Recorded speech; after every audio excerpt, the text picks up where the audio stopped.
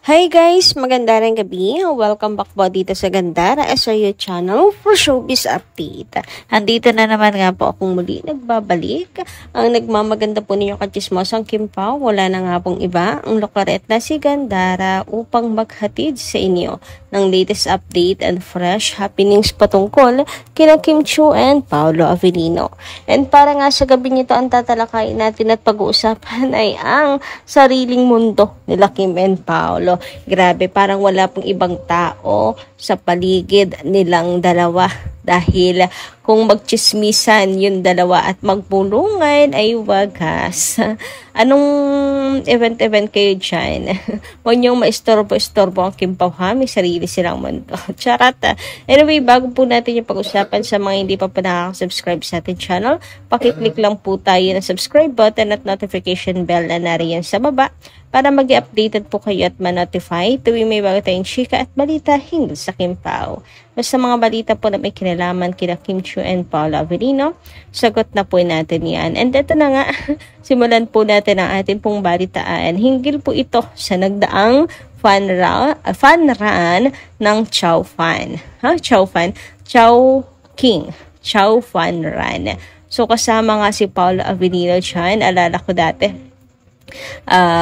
Dami pa nagtatanong kung kasama ba talaga si Paolo kasi wala si Pao sa picture, ganyan-ganyan. Nag-share post si Paolo. Di na palatag ang lahat. And ayun nga, yung sa mga dumalo, super happy naman dahil tama ang kanilang naging desisyon kasi kasama nga si Paolo Avellino. Ito nakakatuwa pa rito. Ang daming ayudas. Kagaya na lamang nito, napansin niyo po ba ang bulungan ng Kim Pao? Yung tipong may event, yung nasa stage sila ha. May event, ang daming tao, pero may sarili silang mundo. Yung panay ang bulong ni Paolo kay Kim, kung ano kaya itong binubulong ni Paolo kay Kim, ano? Tapos si Kim pangiti-ngiti. Parang natatawa siya sa binubulong ni Pao, ganyan. And the same time, meron ding sinasabi si Pao na serious din kay Kimi. Ano kaya yun? Nakaka-curious. Ano kaya yung mga binubulong ni Pao kay Kim? Siguro, bumubulong ng ingat ka. Wag ka masyadong malikot, baka malaglag. Mga ganyan siguro. Charot. O di kaya nagchichismisan silang dalawa. Di natin sure. Napakalalim kasi ni Paolo Avellino. Ang hirap basahin. Pero ang sarap sa mata. Bukod sa pag-aalalay kasi ni Paolo, lagi siya nakaalalay. Tapos lagi niyang tinatawag si Kim. Halimbawa, alis siya.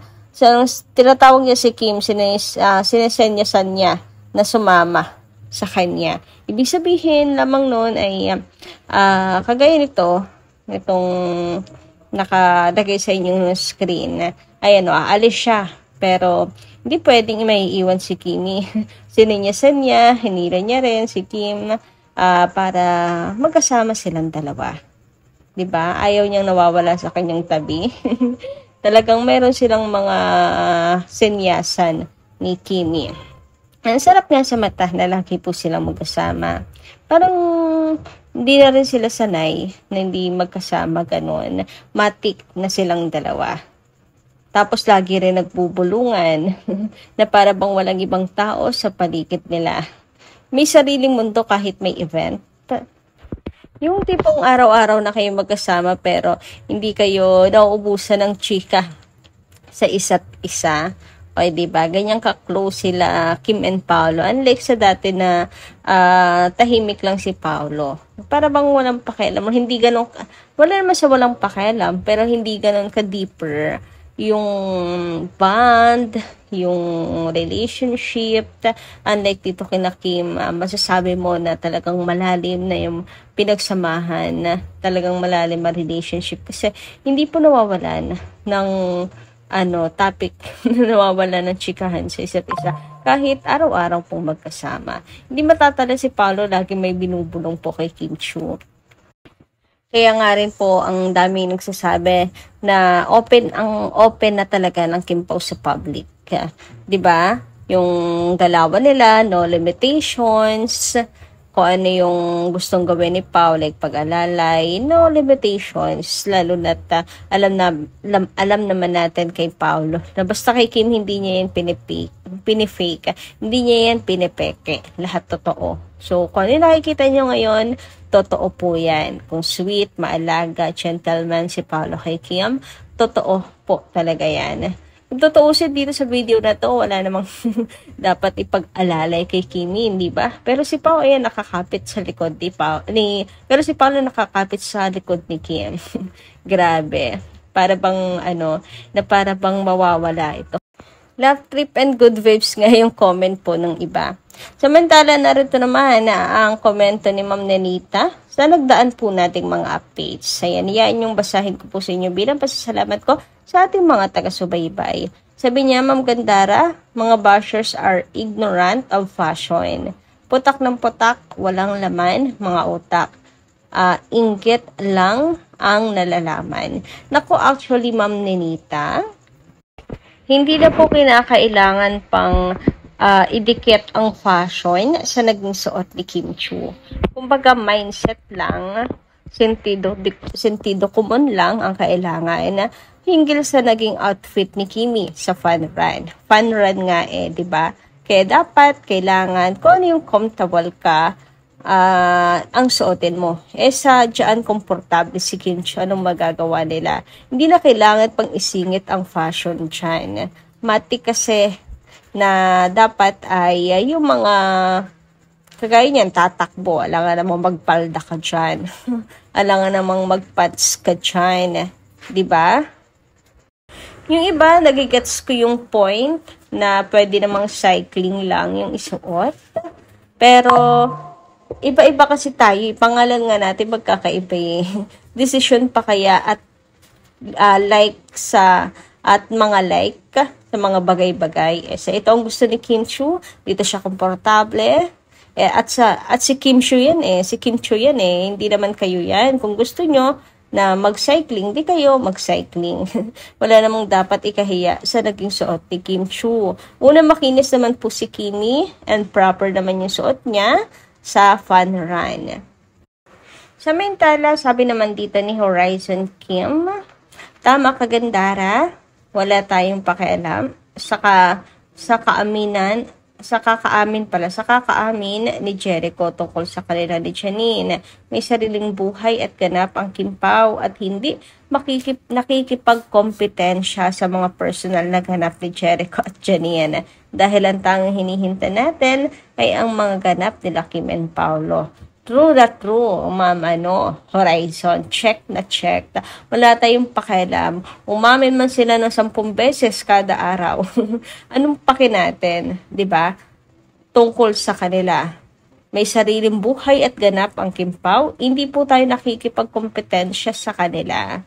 Itong mga mga bashers lang ni Kim, ang hilig makipagkompetensya. Pero sa totoo lang, tayo, kagaya po ni Kim,